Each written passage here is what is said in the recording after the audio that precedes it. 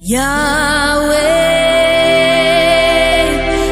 ఈ కార్యక్రమాన్ని రాఫా వీక్షిస్తున్న ప్రియ సహోదరి సహోదరులకు నా హృదయపూర్వకమైన ఈ మొదటి జామున షాలోమ్ అండి. తండ్రికి మహిమ కలుగునుగా. ఒక పాట విందాం. తండ్రికి ఘనత మహిమ ప్రభావాలు కలుగునుగా. ఆమేన్.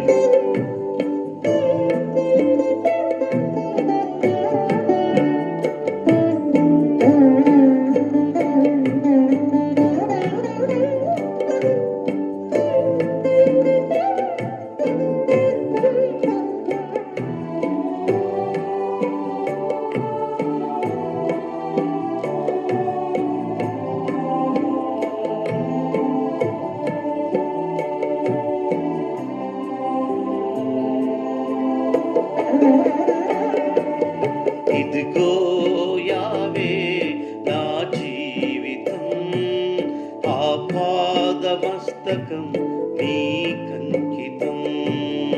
ఇదిగో యావే నా జీవితం, ఆపాదమస్తకం నీకంకితం. శరణం శరణం శరణం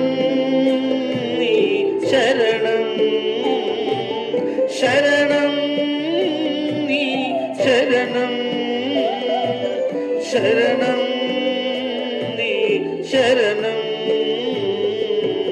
ఇదిగో యావే నా జీవితం, ఆపాదమస్తకం నీకంకితం.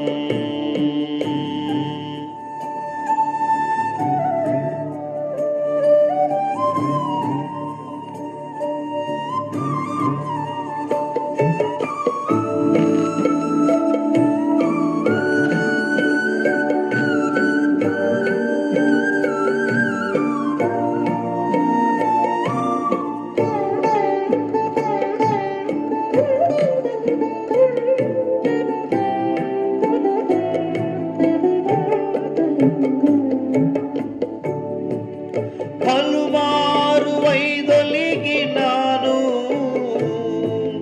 పరలోక దర్శనము నుండి విలువైన నీ దివ్య పిలుపునకు నే తగినట్లు జీవించనైతిని. అయినా నీ ప్రేమతో నన్ను దరిచేర్చి ఉన్నావు. అందుకో గైకును యావే నా ఈ శేష జీవితం. ఇదిగో యావే నా జీవితం, ఆపాదమస్తకం నీకంకితం.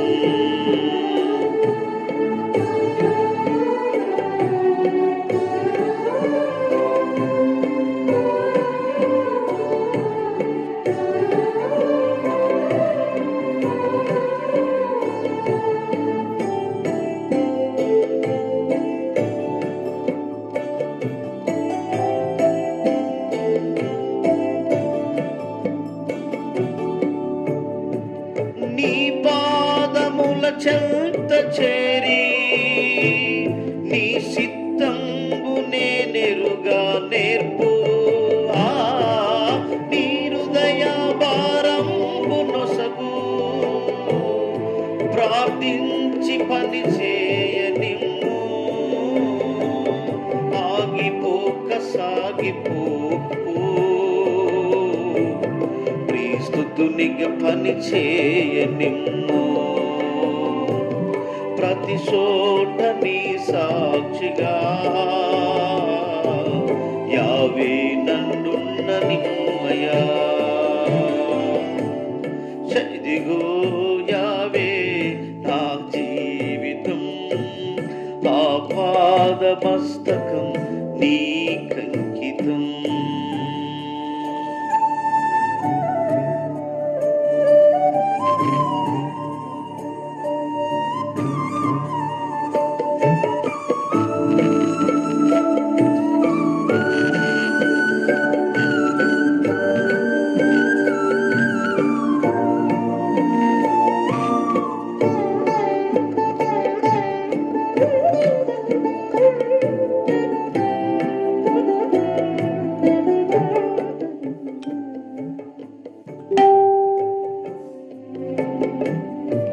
విస్తార పంట పొలము నుండి కష్టించి పని చేయని కన్నీటితో విత్తు మనసు కలకాలం మరి నాకు నొసగు క్షేమ కాలమైనా నిన్ను గన పరుసు బ్రతుకు నిమ్మయా నశించు ఆత్మలను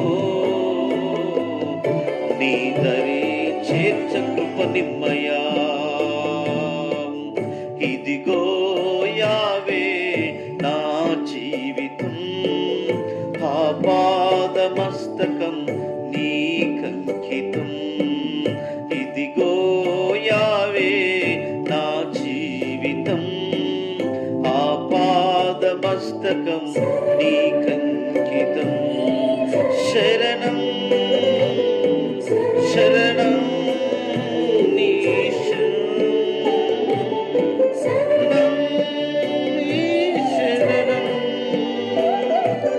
శరణం శరణం శరణం ఇదిగో యావే నా జీవితం ఆపాదమస్తకం నీకంకితం. పరిశుద్ధ గ్రంథమైన బైబిల్లో నుండి కొన్ని మాటలు మనం నేర్చుకుందాం. దయచేసి అందరూ కూడా శ్రద్ధగా వినవలసిందిగా తెలియపరుస్తున్నాము. వాక్యం చాలా విలువైంది. ఎవరు చెప్పినప్పటికీ అది శక్తి కలిగింది కాబట్టి వాక్యాన్ని మనం విందాం. తండ్రి అయిన బైబిల్ గ్రంథంలో నుండి కొన్ని మాటలు మనం నేర్చుకుందాం. ఇర్మియా భక్తుడు ప్రవక్త రాసేటి ఇర్మియా గ్రంథంలో నుండి 18వ అధ్యాయం 6వ వచనంలో ఒక శ్రేష్టమైన వాక్య భాగం ఉంది. దాన్ని చదువుకుందాం మనం. ఇశ్రాయేలు వారా, ఈ కుమ్మరి మట్టికి చేసినట్లు నేను మీకు చేయలేనా? ఇదే యావే వాక్కు. ప్రియ జిగటమన్ను కుమ్మరి చేతిలో ఉన్నట్లు ఇశ్రాయేలులారా మీరు నా చేతిలో ఉందురు.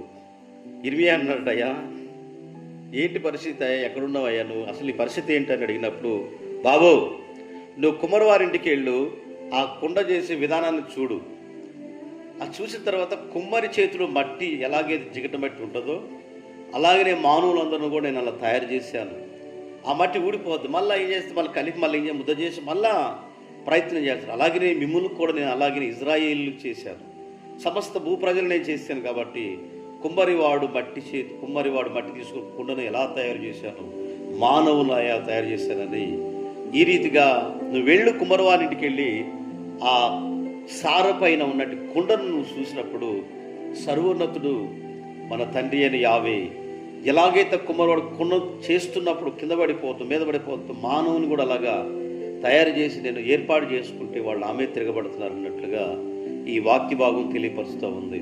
యెషయా గ్రంథం 51వ అధ్యాయం 16వ వచనంలో కూడా ఇదే సందర్భాన్ని తెలియపరుస్తూ ఈ వాగ్దానాన్ని కూడా చదువుకుందాం. కొద్ది గట్టిగా చదువు. నేను ఆకాశమును స్థాపించినట్లును భూమి పునాదులను నా జనములు నీవేనని సీయోనుతో చెప్పినట్లు నీ నోట నా మాటలు ఉంచి నా చేతి నీడలో నిన్ను కప్పేదును. ఈరోజు మట్టి కుండవలి చేశాను, నిన్ను నేనేం చేస్తానంటే శ్రమల్లో శోధనలో ఇజ్రాయేల్ ఎలాగైతే నా చేతితో కప్పాను, ఎలాగైతే చేతి నీడలో నేను దాచాను, అలా నీ ప్రజలను దాస్తాను. నేను ఎవరినో తెలిసిన మొదటి వాడును, కడపటి వాడును, మృతి నొందించిన వాడును, ఈరోజు గాయపరచువాడును నేనే. కాబట్టి నాకంటే గొప్పవాడు ఎవరైనా ఏదైనా చేయాలంటే నేనే చేయాలి, ఎందుకంటే ఆ దేహాన్ని నేను తయారు చేశానని చెప్తున్నాడు. యెషయా గ్రంథంలో 51:16లో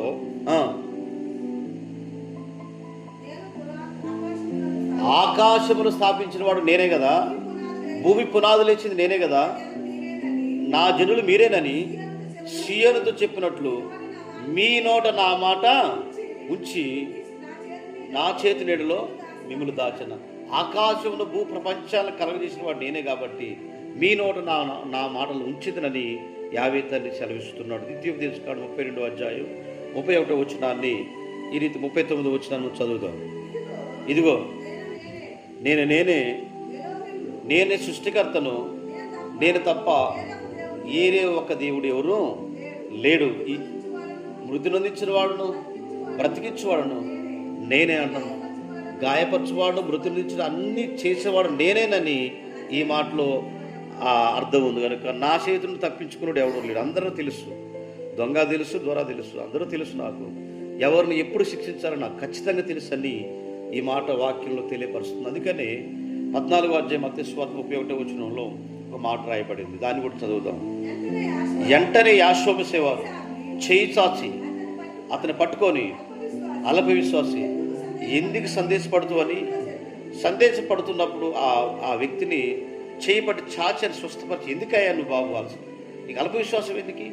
నేను ఎవరినో తెలిసినా బాగు చేస్తాను, నీ హృదయంలో నువ్వు అనుకున్నావు విశ్వాసం, నీ విశ్వాసమే నిన్ను బాగు చేసును గనక అని చెప్పి ఆయన పట్టుకొని బాగు చేసినట్లుగా రాయబడింది. ప్రియ సహోదరి సహోదరులారా, మనం ఏ స్థితిలో ఉన్న ఆయన చేయబెట్టి లాగి, ఎందుకంటే నీ కళ్ళు లేవా, కాళ్ళు లేవా, మగవాడివా, పక్షవాతం కలిగిన వాడువా, ఎవరైనా సరే నేను బాగు చేయగలిగిన వాడు నేనే. కాబట్టి ఆయన చేపట్టుకొని లేవనెత్తువాడు సర్వోన్నతుడని యాశ్వమ శివని బైబిల్ తెలియపరుస్తుంది. 2వ సమూయేలు గ్రంథము 24వ అధ్యాయం 14వ వచనంలో మరొక మాట ఉంది, ఆయన కూడా చదువుదాం. అందుకు దావీదు, నాకు ఏమి తోస్తుందయ్యా, గొప్ప చిక్కుల్లో నేనున్నాను.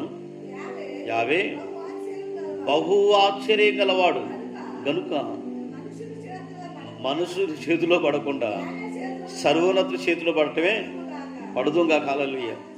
ఈ మనుషులతో చచ్చిపోయి కట్ట ఆయన దగ్గర చచ్చిపోతే మంచిది. ఆయన పాదాల దగ్గర పడి బ్రతికితే ఆయన నాకు ఏదో ఒకటి చేస్తాడు. ఎందుకంటే ఓటమిలో ఉన్నాను, బాధల్లో ఉన్నప్పుడు, కష్టాలు ఉన్నప్పుడు మనుషుల చేతులు నేను చనిపోయే కట్టి, ఇదిగో ఆ సర్వజ్ఞాని ఆయన దగ్గరికి వెళితే ఆయన బాగు చేయవాడు ఆయనే, స్వస్థపరచువాడు ఆయనే, మృతి నొందించేవాడు ఆయనే. కాబట్టి ఆయన చేతులకు వెళదాం పండి అని చెప్పేసి ప్రజలను తీసుకుని దగ్గరికి వెళ్ళారు. ప్రియ సహోదరి సహోదరులారా, నువ్వు ఆయన దగ్గరకు వస్తే, ఆయన ఇష్ట ప్రకారంగా నువ్వు నడిస్తే ఆయన నీకున్న సమస్యను ఆయన విడుదల చేస్తున్న బైబిల్ తెలియపరుస్తుంది. మనము ఆయన యొక్క సన్నిధిలో ఆయన దగ్గరికి వచ్చినప్పుడు ఆయన ఎంత మాత్రం త్రోసిపుచ్చేవాడు కాదు. భూమి ఆకాశములు కలగజేసినట్టే ఆయన కుమ్మరి ఎలాగైతే తయారు చేస్తారో అలాగే మనం తయారు చేశాడు. కాబట్టి మనం అందరం కూడా కుమ్మరి వాని చేతిలో జిగటమన్ను వలె, ఆ జిగట బంక వల్లే మట్టిలోనే తీయబడ్డాం. కాబట్టి మరలా ఆదావా మళ్ళా మట్టిలోకి వెళ్ళినట్టు చెప్పినట్లుగా మన మట్టి బొమ్మలుగా తయారు చేసి జీవవాదిని యావే తని ఊదాడు, జీవాయునుదుని కాబట్టి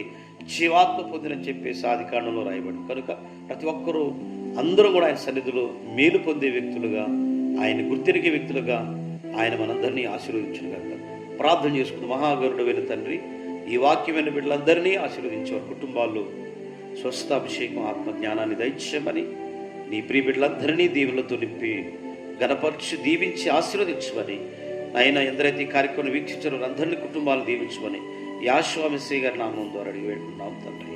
ఆమేన్. మీ అందరికీ హృదయపూర్వక షలోమ్ అండి. తండ్రి మనందరినీ కూడా ఆశీర్వదించు.